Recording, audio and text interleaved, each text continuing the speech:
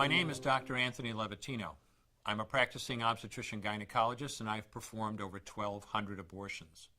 Today I'm going to describe a first trimester surgical abortion called suction D&C, dilatation and curettage. This is the most frequently performed abortion and is used typically from 5 to 13 weeks of pregnancy. After administering anesthesia, the abortionist uses a speculum like this. This is placed inside the vagina and opened using this screw on the side, allowing the abortionist to see the cervix, the entrance to the uterus. The cervix acts as a gate that stays closed for the duration of pregnancy, protecting the baby until it is ready for birth. The abortionist uses a series of metal rods called dilators, like these, which increase in thickness, and inserts them into the cervix to dilate it, gaining access to the inside of the uterus where the baby resides.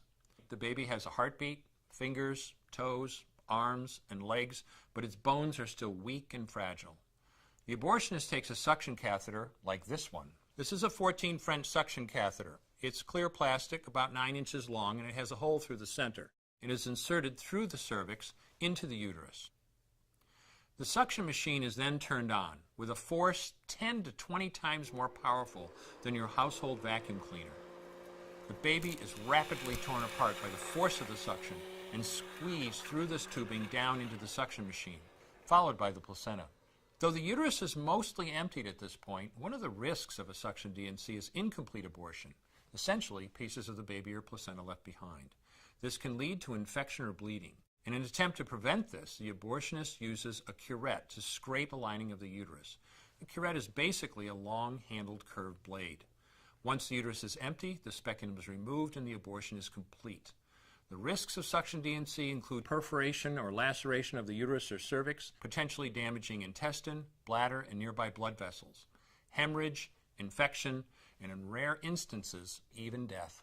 Future pregnancies are also at a greater risk for loss or premature delivery due to abortion-related trauma and injury to the cervix.